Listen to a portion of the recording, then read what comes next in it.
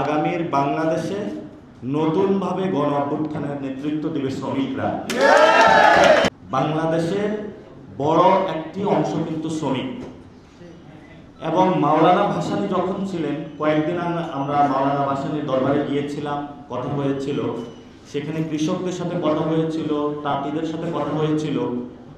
পুরো বাংলাদেশে কৃষকরা যখন সংগঠন ছিল, শক্তিশালী ছিল, তখন তাদের রাজনীতির ডিসিশন মেকিংয়ে হিস্সা ছিল। যখন সংগঠনগুলো নাই হয়ে গিয়েছে, এখন ধানের যে দাম, সেই দামটাও পাওয়া যায় না। শ্রমিকের ঘামের উপরে যেই টাকাটা ইনকাম হয়, একটি বড় অংশ এখন মালিকের পকেটে চলে যায়, শ্রমিকের পকেটে কোনো টাকা আসে না। কয়েকটি সংগঠন শ্রমিকদের পক্ষে আন্দোলন করে যাচ্ছে, কিন্তু আমার যে এক্সপিরিয়েন্স গত 1 বছর হয়েছে, আমি তাদেরকে অনেক রেসপেক্ট করতাম যে শ্রমিকদের পক্ষে লড়াই করে যাচ্ছে। কিন্তু যখন আমরা রুমের ভিতরে গিয়েছি, মালিক এবং সেই নেতাদের মধ্যে আমরা কোনো বিভেদ দেখি নাই। অর্থাৎ মাঠে গেলে বলে শ্রমিকের লোক, রুমে গেলে হলো মালিকের লোক।